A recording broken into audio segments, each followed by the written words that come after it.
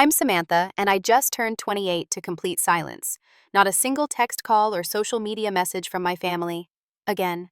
The same family who somehow remembered to send me an invoice for $2,400 a few days later. For years, I've been their personal bank while they've treated me like I'm invisible.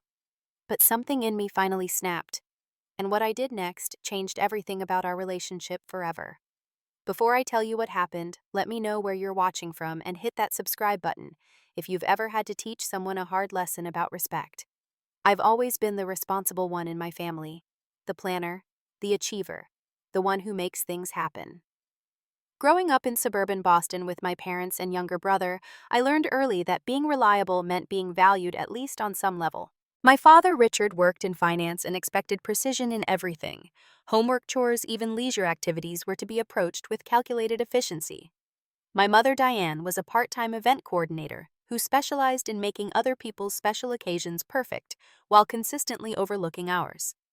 My brother, Tyler, 3 years younger and infinitely more carefree, somehow escaped the weight of these expectations. Where I was pressured to maintain perfect grades, participate in the right extracurricular activities, and behave impeccably at all times, Tyler was allowed to be finding himself well into his 20s. His mediocre grades were accepted with minimal comment. His abandoned hobbies accumulated in the garage without criticism. His missed curfews were met with mild concern, rather than the lectures I would have received. This disparity in treatment wasn't something I fully recognized until college. Growing up, it just seemed normal that I was held to higher standards. I was the firstborn, the responsible one, the one who could handle it. This dynamic shaped my personality in profound ways. I became hyper-organized, detail-oriented, and pathologically reliable. These traits served me well academically and later professionally, but they came with costs I wouldn't understand until much later. My childhood birthday parties perfectly illustrated the family dynamic. They were always modest, practical affairs that my mother planned with minimal fuss.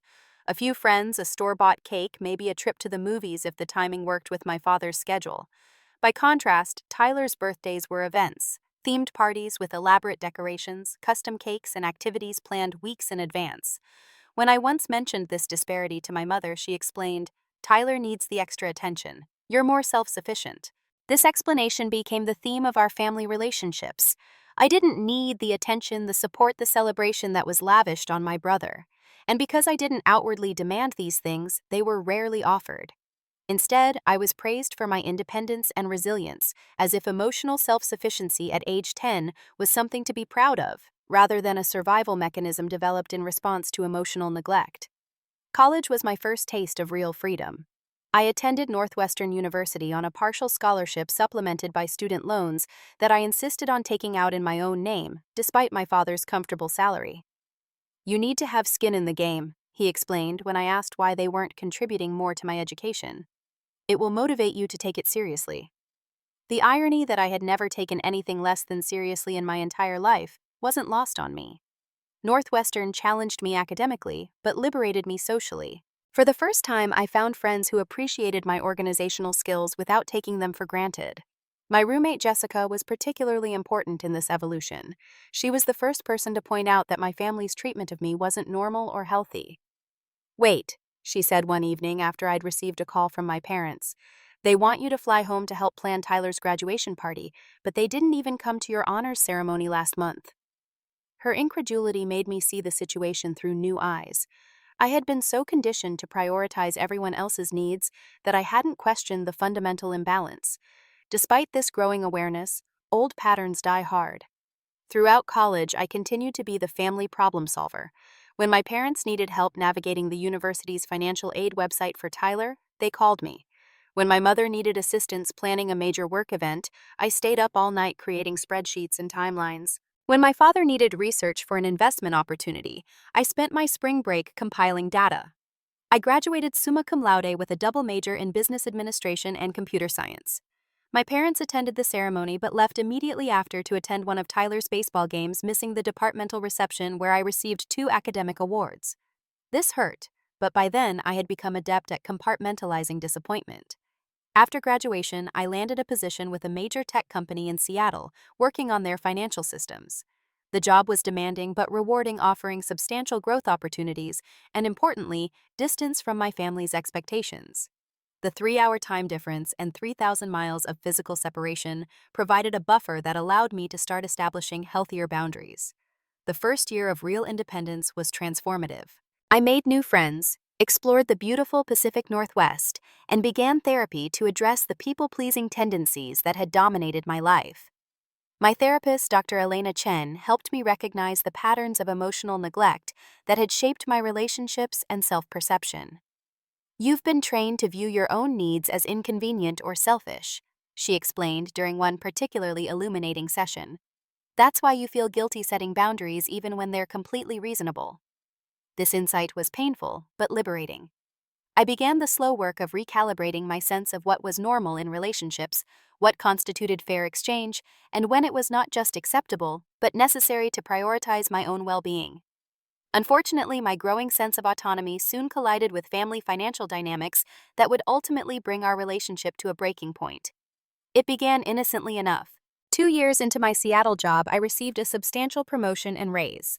During a routine call home, I mentioned this development, genuinely proud of my achievement and naively expecting congratulations. Instead, my father immediately pivoted to Tyler's financial struggles. "That's great timing," he said without acknowledging my accomplishment.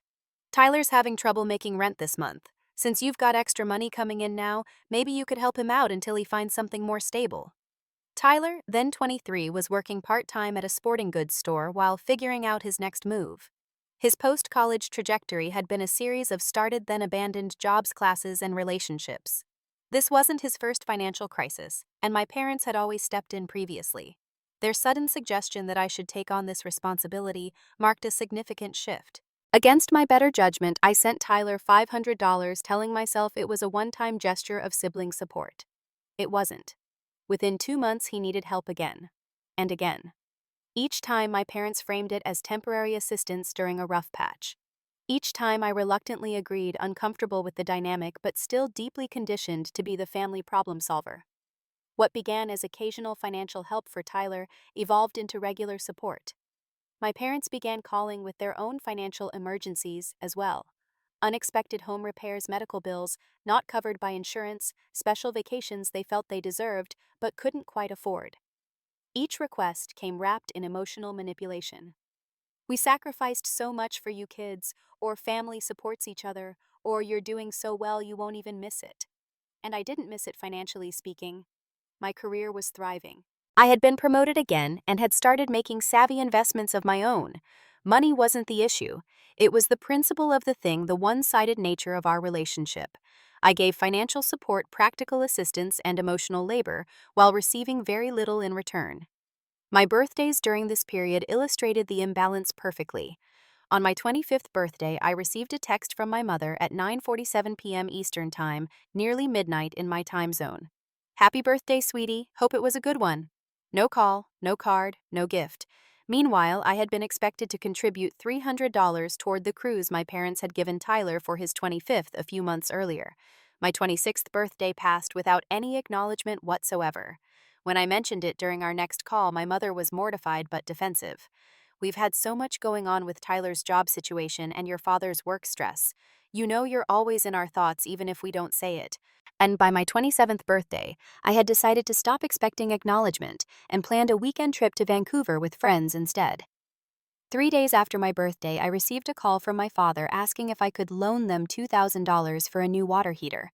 When I hesitantly mentioned that they had forgotten my birthday again, he seemed genuinely surprised. "Was that this week? Well, we can talk about that later. About the water heater." Throughout these years, my relationship with money and family became increasingly complicated. I maintained detailed records of the loans I provided, though I knew instinctively they would never be repaid. Between 25 and 27, I had given my family over $30,000 in various forms of financial assistance, not including birthday and Christmas gifts, which were always expected to be generous. The most troubling development was my discovery that my parents still had access to a joint checking account that had been established when I was in high school. I had forgotten about this account entirely, having opened new accounts when I moved to Seattle. They had not only remembered it, but had been using it occasionally for small withdrawals. A few $100s here and there, always when they knew I had just received a bonus or reimbursement. When confronted about these unauthorized withdrawals, my father was unapologetic. We've given you so much over the years. We're just taking back a small fraction of what we've invested in you." This comment crystallized something for me. In my family's eyes, I wasn't a person deserving of love, respect, and celebration. I was an investment expected to provide returns. My academic achievements, career success, and financial stability weren't accomplishments to be proud of. They were resources to be tapped. As my 28th birthday approached, I made a decision. I would not remind them. I would not drop hints. I would simply see if they remembered on their own, and their response, or lack thereof, would guide my next steps in recalibrating our relationship. The day came and went without a single acknowledgement from any family member. No text, no call, no social media message. I spent the evening with my Seattle friends who had planned a thoughtful dinner and gifted me experiences that showed they had been paying attention to my interests and desires. The contrast was stark and painful, but also clarifying. 3 days later, I received an email from my father with the subject line, "Expenses due." Attached was a formally formatted invoice for $2,400 itemized for family expenses, including Tyler's car insurance, a repair to my parents' deck, and a family vacation deposit for a trip I hadn't been invited to join. The email read simply, "Samantha, please transfer these funds by the end of the week. Your mother and I are finalizing the summer budget. Thanks in advance." No mention of my birthday. No recognition of the pattern of taking without giving. Just an expectation of compliance that finally irrevocably broke something in me. What I did next would change our family dynamic forever, though I didn't realize it at the time. I was simply finally standing up for myself. The invoice from my father hit me like a physical blow. $2,400. No please, no explanation beyond the bare bones itemization, no acknowledgement that I had just had a birthday they'd completely ignored. Just the expectation that I would, as always, comply with their financial demands. I stared at my laptop screen for nearly an hour, emotions cycling between hurt anger and a strange sense of clarity. This email crystallized everything wrong with our relationship. I wasn't a daughter to them. I was an ATM with inconvenient feelings that were best ignored. My therapist had been gently suggesting for months that I needed to establish clearer financial boundaries with my family. "Your generosity is being exploited," she had said during our last session. "There's a difference between helping family through genuine hardship and enabling patterns of entitlement and dependence." Those words echoed in my mind as I finally began to draft a response. I decided against an emotional appeal. Years of experience had taught me that expressions of hurt or disappointment were either dismissed or turned back on me as evidence of being too sensitive. Instead, I opted for the language my father respected: cold, hard numbers. I pulled up my meticulous financial records and created my own invoice. Line by line, I documented every loan over the past 3 years that had never been repaid. Family vacation contributions for trips I hadn't been included in. Emergency funds for Tyler's repeated crises. Home repairs for a house I no longer lived in. The total came to $34,652. At the bottom, I added a simple note: "I am willing to forgive this entire amount in exchange for one thing: respect. This includes recognizing my birthday, asking rather than demanding financial assistance, and acknowledging that my resources are not family property." I attached this document to my reply along with a screenshot of a $2 Venmo transfer I had just sent to my father with the memo, "Final family contribution until boundaries are respected." Then, before I could second-guess myself, I hit send. My hands were shaking as I closed my laptop. I had never directly confronted my family this way before. The finality of that $2 transfer felt both terrifying and exhilarating, like jumping off a cliff and realizing mid-fall that you might actually be able to fly. The response was swift and predictable. My phone rang less than 10 minutes later, my father's name flashing on the screen. I let it go to voicemail. Then my mother called. Then Tyler. I silenced my phone entirely and went for a long walk along the Seattle waterfront, giving myself space to process the enormity of what I had just done. When I returned to my apartment hours later, I had 17 missed calls and a flurry of text messages, ranging from confused to concerned to outright hostile. My father's voicemail was clipped and businesslike. "Samantha, there seems to be a misunderstanding. Call me immediately." My mother's messages escalated from, "Is everything okay?" to, "Your father is very upset," to, "How could you be so selfish after everything we've done for you?" Tyler's contribution was the most revealing. "Way to go, Sam. Now they're asking me for money. Thanks for nothing." I didn't respond to any of them that night. Instead, I made myself dinner, opened a bottle of wine I'd been saving for a special occasion, and began researching how to protect my finances more thoroughly. The joint checking account from my high school days was the most immediate vulnerability. Early the next morning, I went to my bank and explained the situation.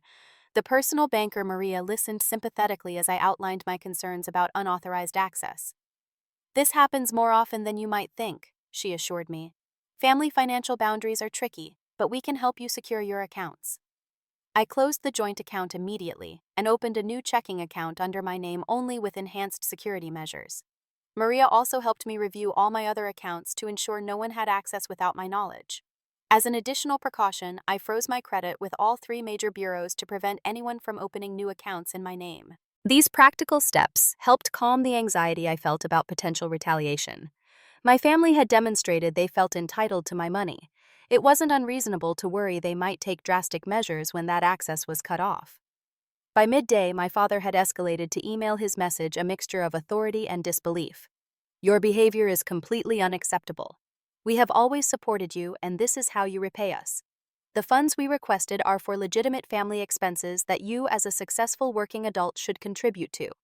Your mother is very hurt by your attitude." For the first time, I saw the manipulation for exactly what it was: the invocation of my mother's feelings, the reframing of their demands as reasonable expectations, the subtle dig about my success carrying obligations to them. In the past, this approach would have triggered my guilt and compliance. Now it only strengthened my resolve. I replied with a brief message: "I'm open to discussing a new family financial arrangement once my boundaries are acknowledged and respected. Until then, I will not be providing additional funds." What happened next surprised me, though perhaps it shouldn't have. Rather than attempting to repair the relationship or even acknowledge my concerns, my parents escalated dramatically. 2 days after I froze the joint account, I received an alert that someone had attempted to access it. The following day, my father called the bank directly claiming fraud on his account and demanding access be restored.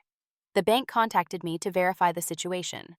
When I explained that I had intentionally closed the account to prevent unauthorized withdrawals by family members who were not primary account holders, they flagged the case appropriately. My father's claims of fraud were not only rejected, but now documented in the bank's security system. This attempted financial intrusion was followed by a barrage of emotional artillery from my mother. She called my closest childhood friend's parents, trying to get their daughter to talk some sense into me. She sent a lengthy email detailing all the sacrifices they had made for my education and upbringing, conveniently omitting that I had taken out substantial student loans and begun working at 15 to cover my own expenses. Most disturbingly, she referenced a medical procedure I had undergone at 21, claiming they had paid thousands for my health care. In reality, I had been on my own insurance since college and had paid the deductible myself. This fabrication to bolster their financial claims showed how far they were willing to go to maintain control. Tyler's role in this conflict revealed itself gradually. At first, he bombarded me with texts about how I was making things worse for everyone by not simply paying what our parents asked. As the days passed and I maintained my position, his messages shifted. He admitted that our parents had been using my financial support to subsidize his lifestyle as well, covering his car insurance, cell phone, and regular emergency expenses that were actually just poor planning. "They told me you wanted to help," he wrote in a particularly revealing message. "That you felt bad about being so far away, and this was your way of staying connected to the family." This insight into how my parents had characterized my financial support, not as something they demanded, but as something I supposedly offered freely out of guilt, was both infuriating and enlightening. They had created separate narratives for each of us, positioning themselves as the benevolent managers of family resources rather than the manipulative architects of financial dependence. A week into this standoff, my father attempted a different approach. He called my workplace asking to speak with me about an urgent family matter. Fortunately, our receptionist followed protocol and simply took a message rather than disrupting my day or providing information about my schedule. This attempt to involve my professional life in our personal conflict crossed yet another boundary. I documented this incident and all other communication attempts in a detailed log on the advice of both my therapist and a legal consultant I had decided to speak with. The lawyer confirmed that my parents had no legal claim to my earnings or assets, regardless of their subjective beliefs about family obligation. She suggested sending a formal cease and desist letter if the harassment continued, though I wasn't ready to take that step yet. Instead, I drafted a clear email to all 3 family members. I understand my decision to stop providing financial support has caused disruption. That was not my intent. However, the responses I've received, attempting to access my closed account, calling my workplace, spreading misinformation to family friends, have only confirmed that my boundaries are necessary. I am not cutting off communication. I am simply stating that my financial resources are my own to manage. I remain open to rebuilding our relationship on healthier terms, but that cannot happen until my autonomy is respected. The responses were telling. My father didn't reply at all. My mother sent a brief message questioning whether I was getting proper help for whatever you're going through, implying my boundary setting was evidence of mental instability rather than healthy self-protection. Tyler surprisingly sent a more thoughtful reply asking if we could talk directly without our parents' involvement. I agreed to a phone call with Tyler the following weekend, hoping that perhaps one family relationship might be salvageable in this mess. That conversation would prove to be a turning point, though not in the way I expected. As these events unfolded, I maintained my regular therapy sessions, which provided crucial support during this turbulent time. Dr. Chen helped me process both the immediate conflict and the deeper patterns it revealed. What you're experiencing is an extinction burst, she explained. When a previously reliable source of reinforcement, in this case your financial support, is suddenly removed, the behaviors trying to access that reinforcement initially intensify before potentially subsiding. Your parents are pulling out all the stops because their usual tactics aren't working. This framework helped me understand the escalating nature of their responses and steel myself for what might come next. It also helped me recognize that my own emotional reactions, the guilt, anxiety, and momentary impulses to give in just to restore peace, were conditioned responses I could observe and choose not to act on. The hardest part of changing family dynamics isn't setting the initial boundary, Dr. Chen said. It's maintaining it through the discomfort that follows. But that discomfort is temporary. What you're building is a foundation for either healthier relationships or the clarity to accept their limitations. Those words became my mantra as I navigated the increasingly choppy waters of family estrangement. I didn't want to lose my family, but I was no longer willing to purchase their presence in my life at the cost of my financial security and emotional well-being. The scheduled call with Tyler would test these newfound boundaries in ways I couldn't have anticipated, bringing both painful revelations and unexpected opportunities for genuine connection. The weekend arrived, and with it my scheduled call with Tyler. I approached this conversation with cautious optimism. Despite our complicated history, Tyler and I had occasionally shared moments of genuine sibling connection when our parents weren't mediating our relationship. Perhaps without their direct influence, we might find a way forward. I settled onto my balcony with a cup of tea, watching Seattle's perpetual drizzle create ripples in the puddles below as I dialed his number. He answered on the second ring, his voice unusually subdued. "Hey Sam, thanks for agreeing to talk." The conversation began awkwardly. We exchanged superficial updates about weather and work before Tyler finally broached the real subject. "Look, I know things are messed up right now with Mom and Dad," he said hesitantly. "And I've been thinking about what you said about boundaries and respect." My heart lifted slightly at what sounded like the beginning of understanding. That hope was short-lived. "The thing is," he continued, "they're really struggling without your help. Dad's investment didn't pay off like he expected, and Mom had to cancel her spa weekend. They're talking about having to postpone their anniversary trip if you don't reconsider."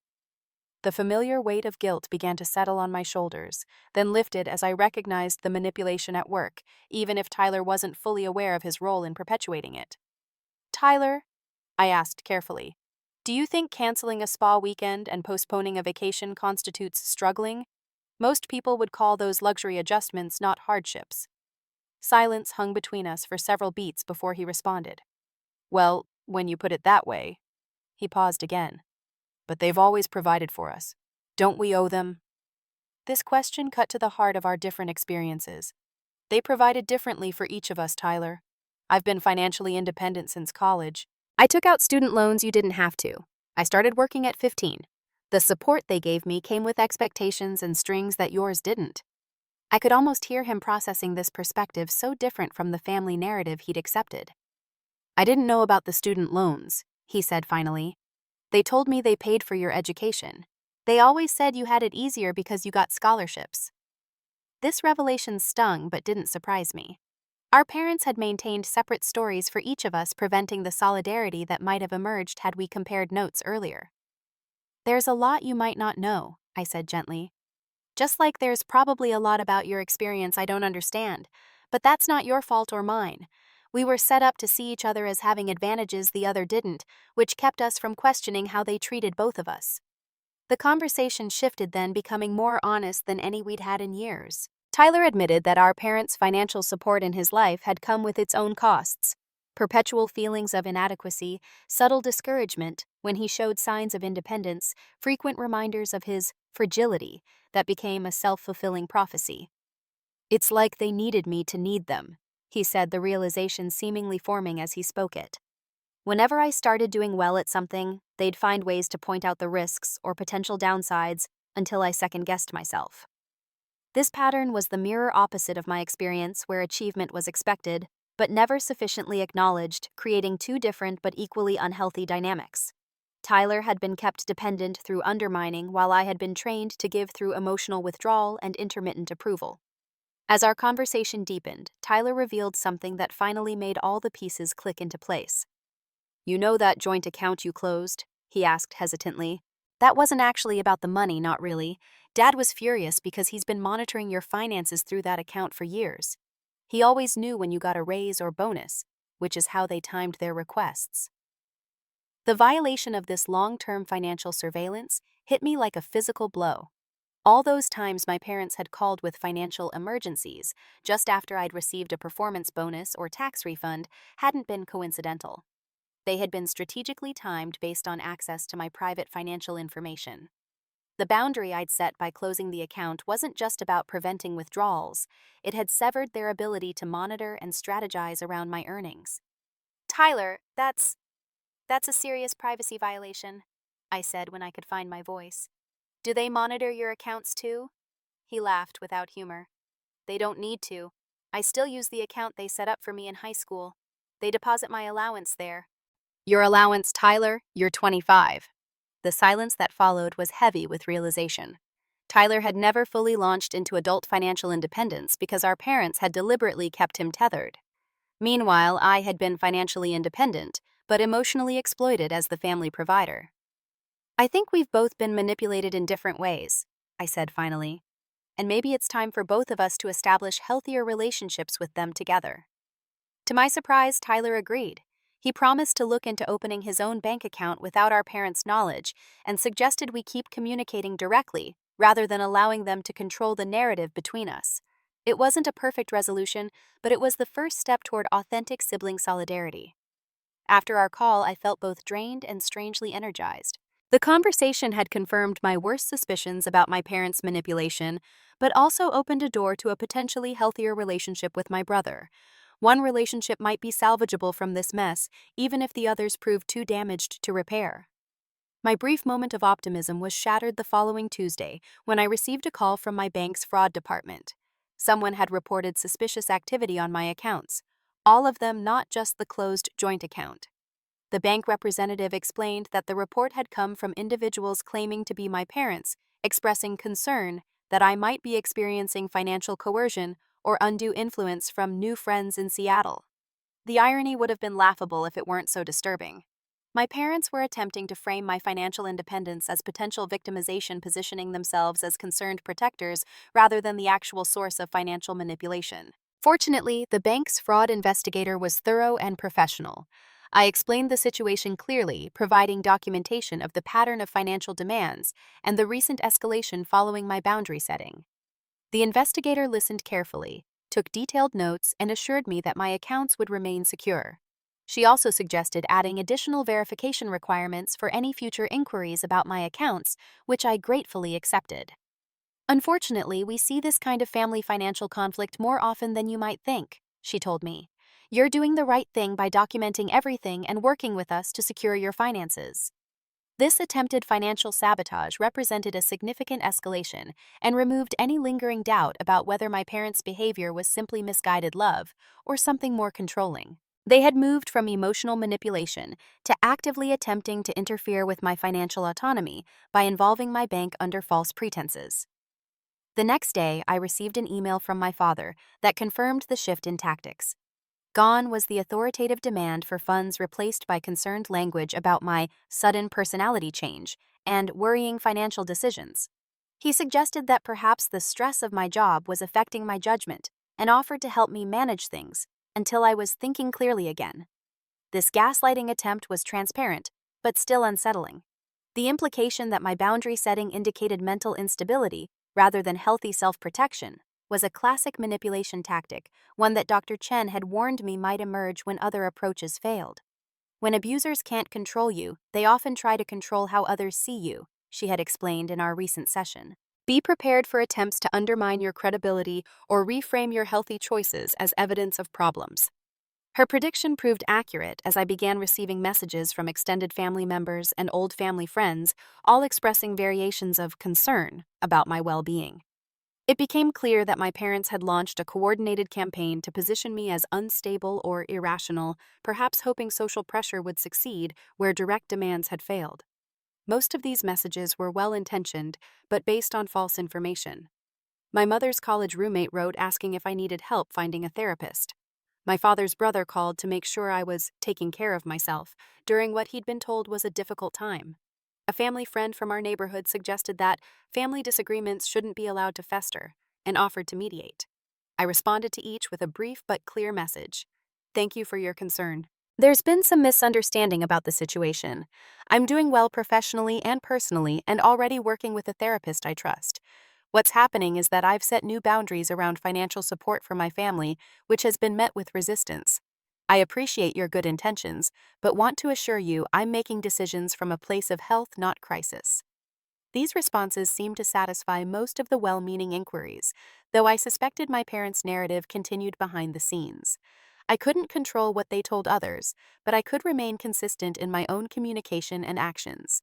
The attempted character assassination was painful, but ultimately strengthened my conviction that the boundaries I'd set were necessary. Healthy relationships don't respond to reasonable limits with smear campaigns or attempts to undermine someone's autonomy. These reactions revealed the true nature of the dynamic I'd been caught in for years, one based on control rather than mutual respect and care. Throughout this escalating conflict, I maintained my professional focus, finding that work provided a welcome structure and sense of competence amid the personal chaos. My team was in the final stages of implementing a major system upgrade, and the complex problem-solving required my full attention during business hours. In some ways, this intense work period was perfectly timed, giving me a realm where my expertise was valued and my boundaries respected. My Seattle friends continued to provide crucial emotional support.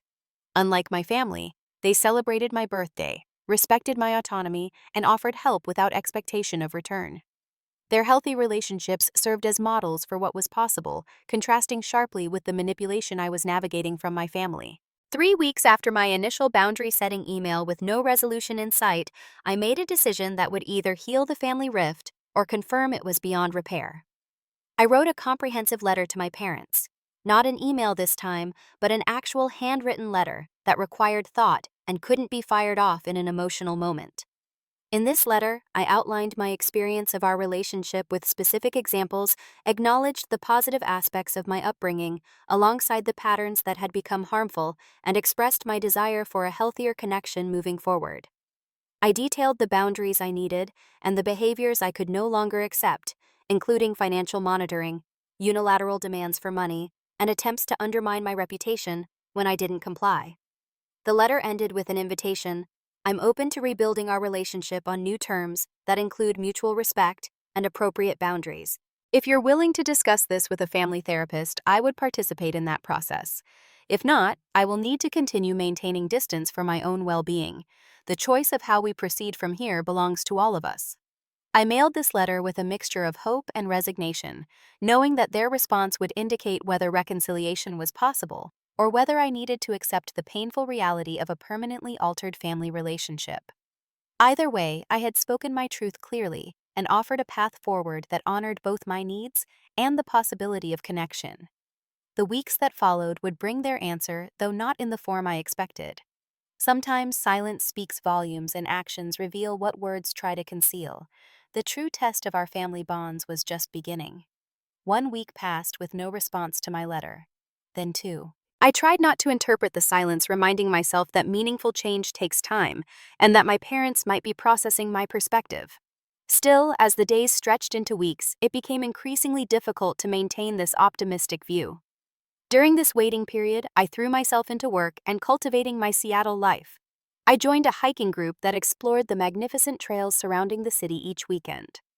I volunteered at a financial literacy program for teenagers, finding unexpected healing in helping young people develop healthy money management skills. I even started dating someone I'd met through a colleague's dinner party, Alex, a civil engineer with a quiet confidence and refreshing directness. These positive developments in my life provided balance against the family turmoil. I was building connections and meaning that existed completely separate from the dysfunctional dynamics I'd grown up with. Dr. Chen described this as expanding your emotional ecosystem, creating multiple sources of belonging and value, rather than relying solely on family for validation. The first direct contact came not from my parents, but from Tyler. He called on a Sunday afternoon, his voice tight with controlled anger. "They read your letter," he said without preamble. "They've been discussing it with everyone except you. Aunt Judith, Uncle Robert, even Pastor Williams. They're framing it as evidence of some kind of breakdown you're having." My heart sank at this news, though it wasn't entirely surprising. What are they saying specifically? That you've become hardened by your corporate job, that Seattle's progressive culture has turned you against family values, that you've fallen in with people who are encouraging you to cut ties with your roots. His voice took on a bitter edge. Basically anything except addressing what you actually wrote about. This strategic misrepresentation of my concerns was disappointing, but revealing. Rather than engaging with the substance of my letter, they had chosen to attack my character and influences, positioning themselves as victims of my supposed transformation rather than participants in a dysfunctional dynamic.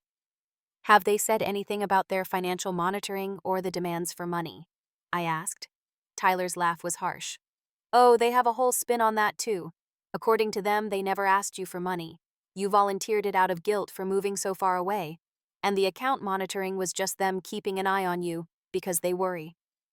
The complete revision of reality was breathtaking in its audacity.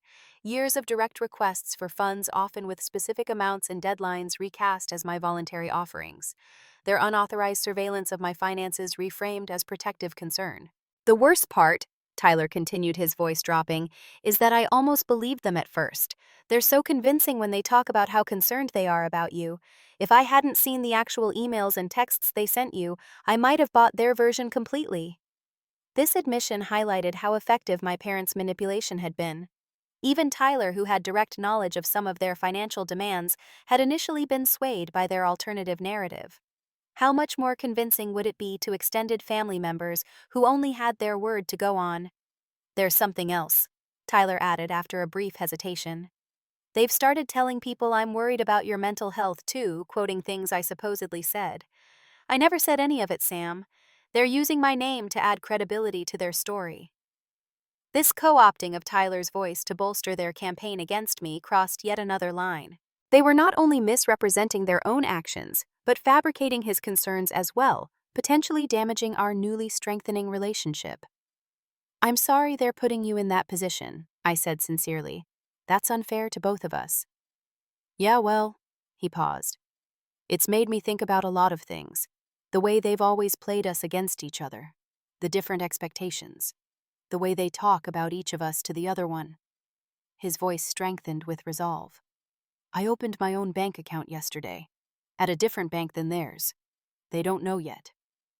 This small act of financial independence represented a significant shift for Tyler. He was taking concrete steps to separate himself from the controlling dynamics he'd been caught in, inspired partly by witnessing my own boundary-setting journey. "That's a big step," I acknowledged. "How are you feeling about it?" "Scared," he admitted. "But also like I can breathe a little better. Like maybe I can start figuring out what I actually want, instead of just reacting to their expectations or disappointments."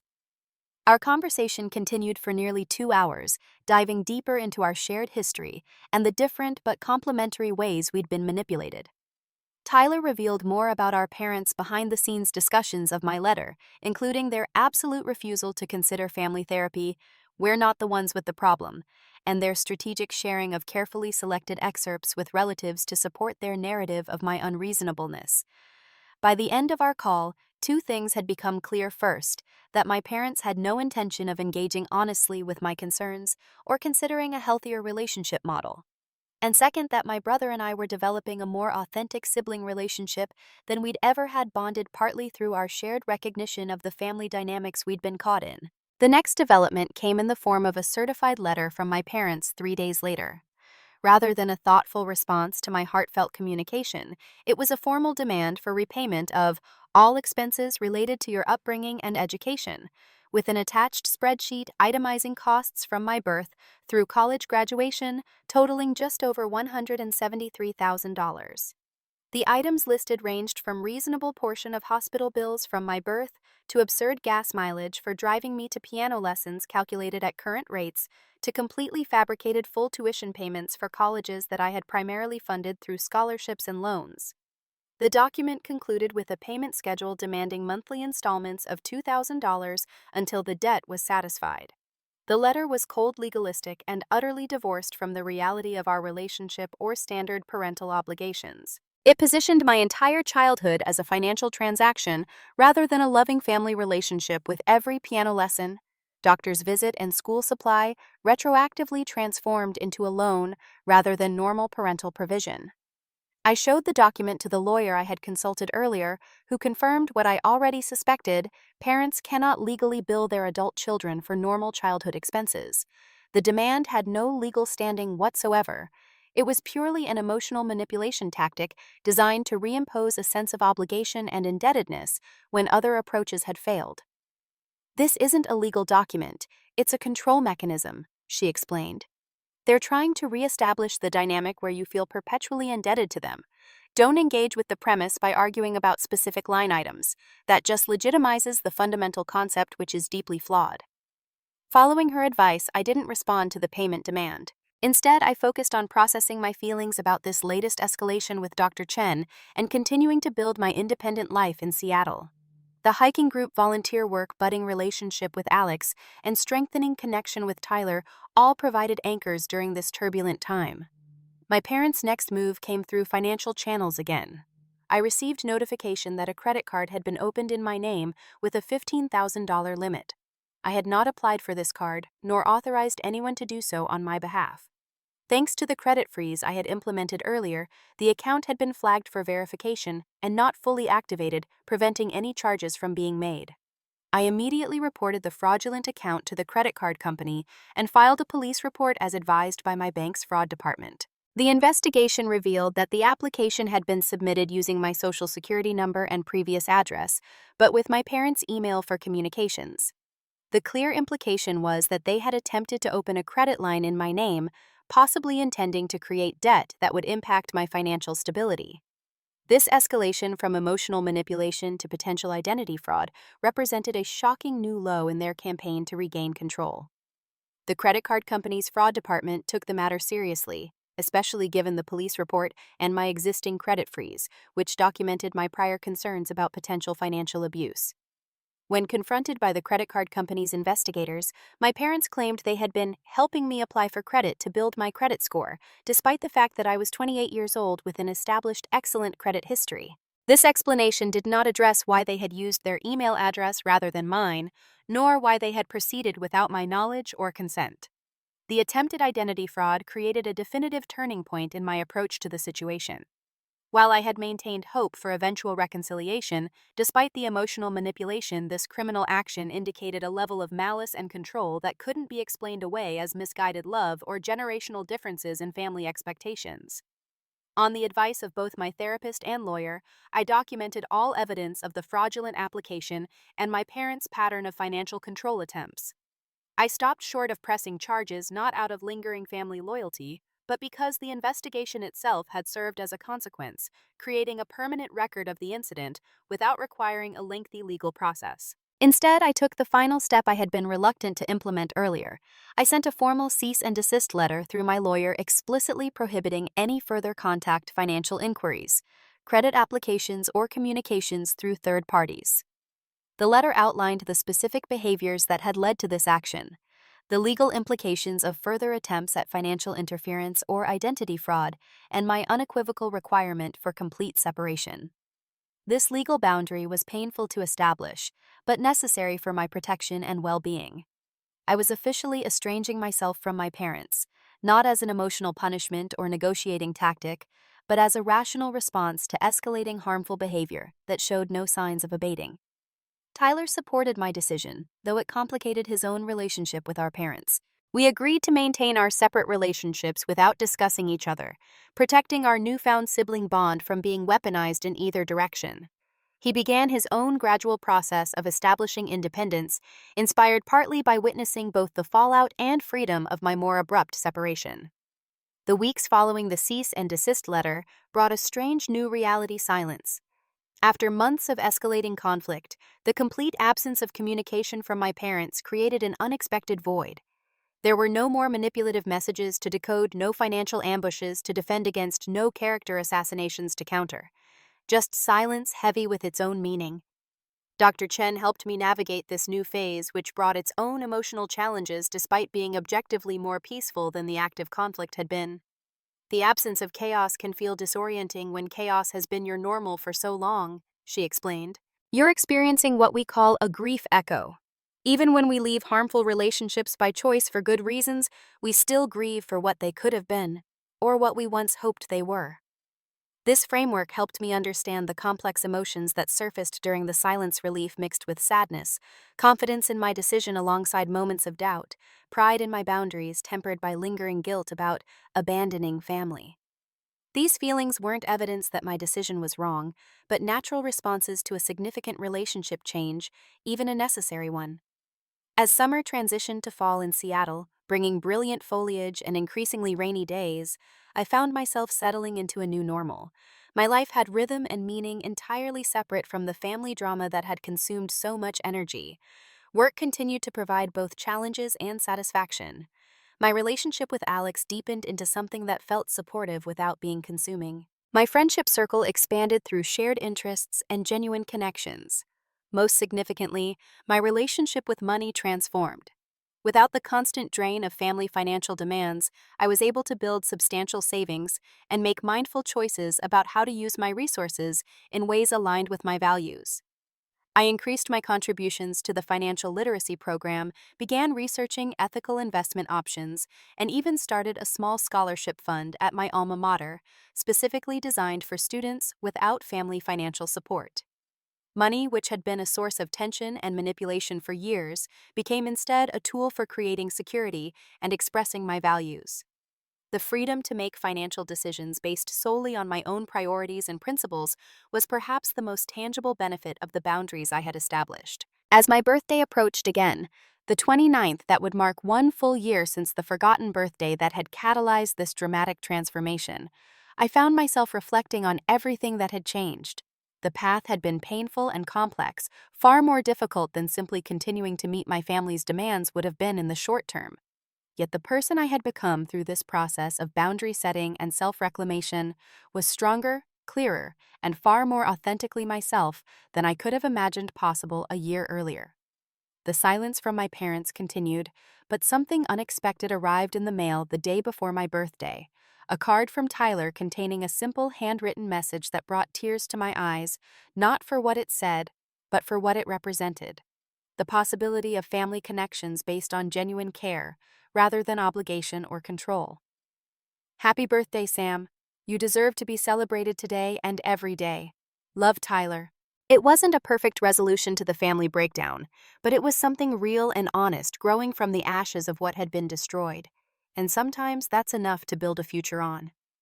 My 29th birthday dawned with Seattle's typical October mist, a gentle gray blanket over the city that would likely burn off by afternoon. I awoke to a text from Alex wishing me happy birthday and confirming our dinner plans for that evening. He had been mysteriously secretive about the details, only instructing me to dress nicely but comfortably. This small, thoughtful mystery was worlds away from the previous year's complete birthday neglect from my family. The day was filled with genuine celebrations that required no prompting or reminders. My team at work had decorated my desk with balloons and a card signed by everyone in the department. Jessica, my college roommate who had first pointed out my family's unbalanced treatment, sent a care package that arrived perfectly timed. My hiking group friends had organized a special sunset hike for the weekend to celebrate. Each acknowledgement reinforced what I was slowly learning to accept, that I was worthy of being remembered and celebrated simply for existing, not for what I could provide.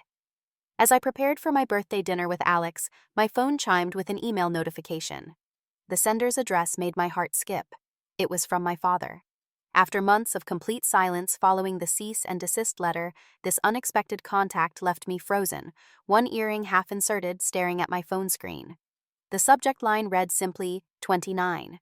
My finger hovered over the notification, a war of curiosity and self-protection raging within me. Part of me desperately wanted to know what he had to say after all this time, particularly on my birthday.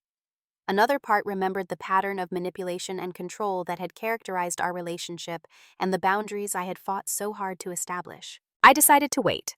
I would enjoy my birthday dinner with Alex undistracted by whatever my father had written. The email would still be there tomorrow when I could approach it with clearer emotional boundaries and the support of my therapist if needed. This small act of choosing my present happiness over family drama felt significant. A year ago, I would have immediately opened the email, allowing it to dictate my emotional state regardless of the occasion. The evening with Alex was magical. He had reserved a table at a small, elegant restaurant perched on one of Seattle's hills with a panoramic view of the city and bay. As twilight descended, the city lights began to shimmer across the water like fallen stars. The food was exquisite, the conversation easy and genuine, punctuated by comfortable silences that felt intimate rather than awkward. After dinner, Alex suggested a walk along the waterfront despite the light drizzle that had begun to fall. Under a shared umbrella, we strolled past the piers talking about everything and nothing. His current bridge project, my upcoming system implementation, a documentary we'd both recently watched about deep-sea exploration. "You know," he said during a pause in the conversation, "I've been thinking about what you told me about your family situation, about the boundaries you've set and maintained despite how difficult it's been."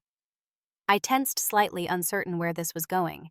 Family estrangement often makes people uncomfortable, leading to well-intentioned but painful suggestions to reconcile regardless of the circumstances. "It's one of the things I admire most about you," he continued, surprising me. "That courage to say, this isn't acceptable, and then back it up with action even when it hurts. Most people never manage that kind of congruence between their values and their behavior." His words touched something deep inside me, not just the validation of my choices, but the recognition that what I had viewed primarily as self-protection was also a form of integrity. Standing by my boundaries despite immense pressure and emotional manipulation was an expression of personal truth, not just a defensive measure. "Thank you for seeing it that way," I said quietly. "Most people focus on the family separation part, not the alignment with values part." "Well, I'm not most people," he replied with a gentle smile. "And neither are you." The evening ended with a kiss that felt like a beginning, a connection based on seeing and accepting each other authentically. As I fell asleep that night, I realized I hadn't thought about my father's email once during the entire evening, another small victory in reclaiming my life and attention from family drama. The next morning, fortified by a good night's sleep and the lingering warmth of a beautiful birthday, I finally opened the email from my father. Its brevity was striking.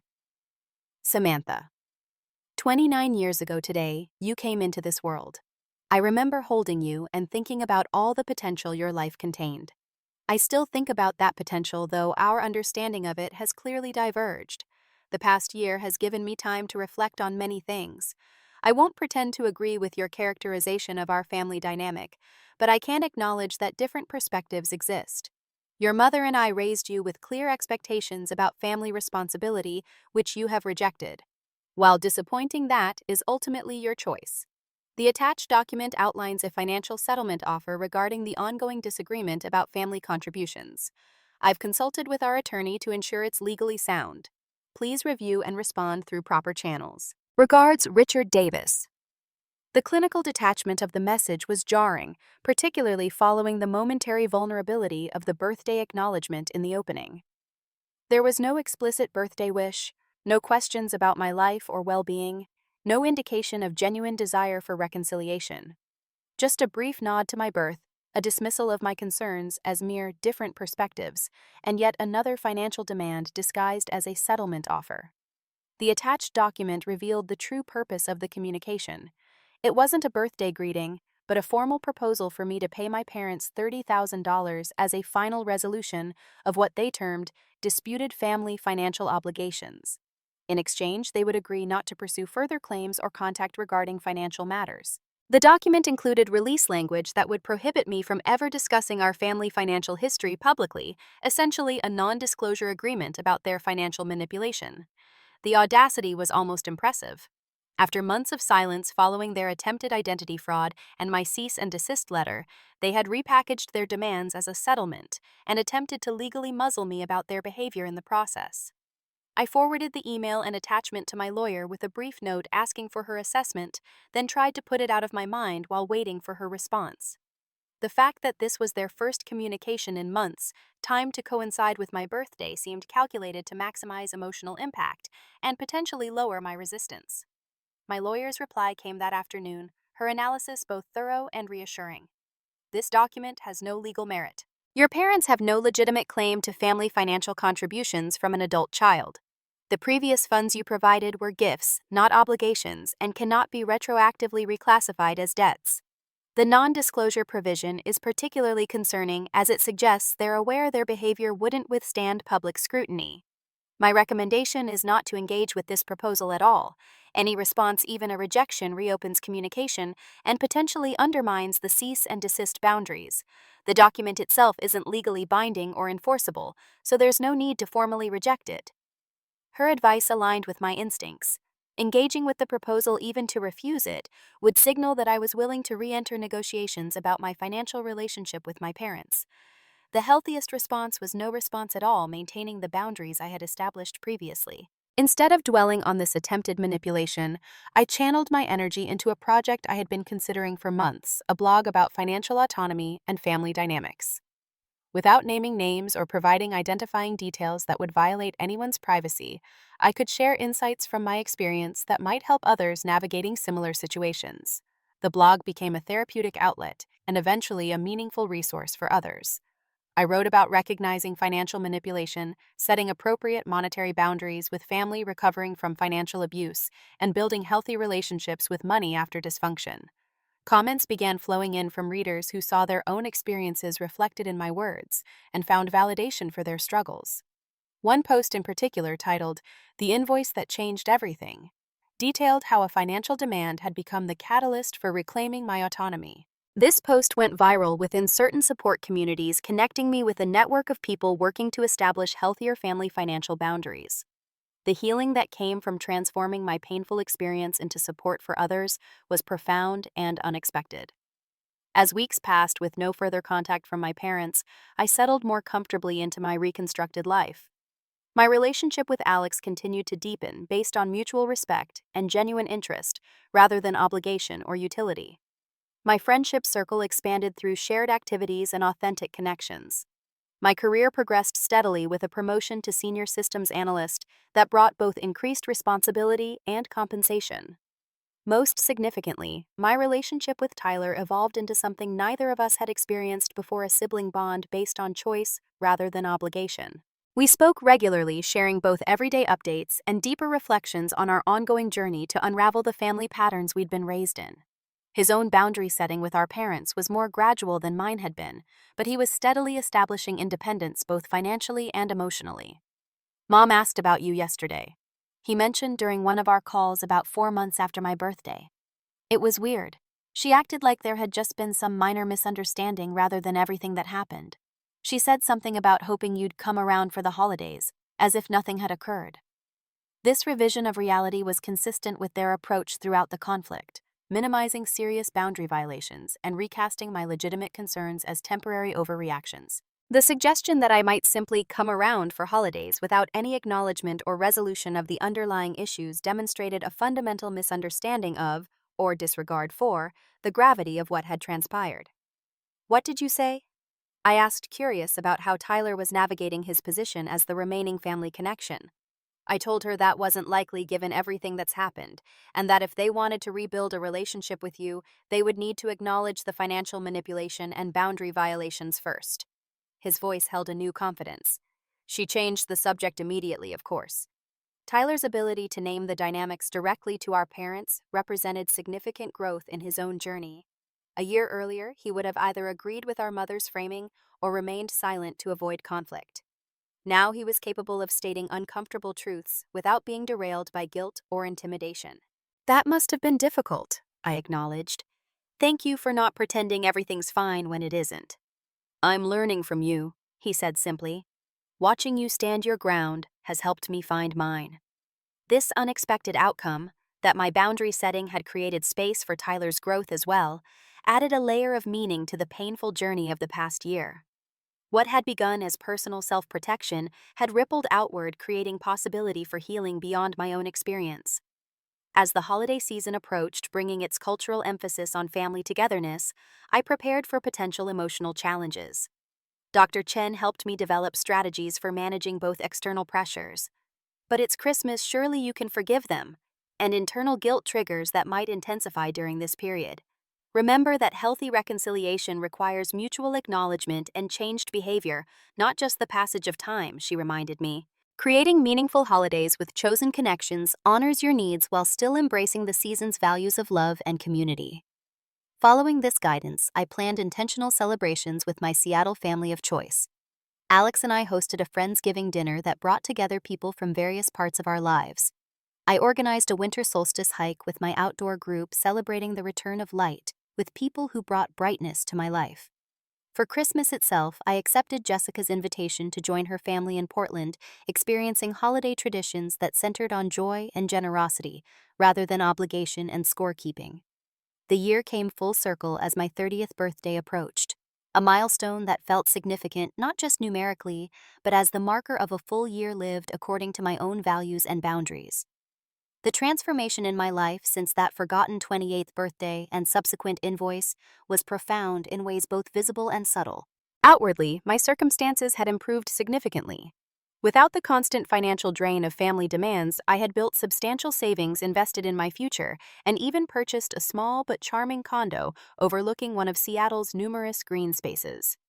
My career had advanced, my social connections had deepened, and my romantic relationship was evolving into a partnership founded on mutual respect and genuine care. More importantly, my internal landscape had transformed. The constant background anxiety about family expectations had faded, replaced by a quiet confidence in my own judgment and boundaries. The guilt that had been my constant companion for years appeared less frequently and with diminished power when it did surface. The need for external validation had lessened as I learned to trust my own assessment of situations and choices. On the eve of my 30th birthday, I sat on my new balcony, watching the sunset paint Seattle's skyline in gold and pink. A notification appeared on my phone, an email from my bank alerting me to an unusual transaction. Someone had attempted to use my old account information, the one from the joint account I had closed over a year ago, to make a $2 payment to a utility company. The amount was telling. Exactly the same as the final symbolic payment I had sent my father in response to his invoice, the gesture that had marked the beginning of my boundary-setting journey. Whether this was an attempted act of financial sabotage, a test to see if the account was still accessible, or some strange form of communication, I couldn't be certain. What was clear was that the boundary violations hadn't been fully abandoned, just redirected into more subtle forms. Rather than feeling upset by this discovery, I found myself smiling with a sense of validation. This small attempted intrusion confirmed that my decision to maintain distance had been necessary and appropriate. Some patterns don't change even when given ample opportunity and clear feedback. I reported the attempted transaction to my bank, updated my security measures once again, and then returned to watching the sunset with a sense of peace that would have been unimaginable 2 years earlier. The journey from financial exploitation to genuine autonomy had been difficult, but the view from this side, both literally from my new balcony and figuratively from my reclaimed life, was well worth the climb. Sometimes the most important boundaries aren't the dramatic ones that make headlines, but the quiet, consistent ones that shape our daily choices and relationships. And sometimes the numbers that matter most aren't the ones on invoices or bank statements, but the ones that mark our journey to self-respect. One boundary held 2 authentic connections, made countless moments of peace reclaimed from chaos. My life wasn't perfect, but it was authentically mine. And that made all the difference. Have you ever had to set difficult financial boundaries with family members who felt entitled to your resources? How did you handle the guilt and pressure that often comes with saying no to loved ones? Share your experiences in the comments below. Your story might help someone else struggling with similar challenges. If this resonated with you, please subscribe to hear more stories about reclaiming your power in difficult relationships. Like and share this video to help others recognize financial manipulation patterns. Thank you for listening, and remember, sometimes the healthiest family trees require careful pruning.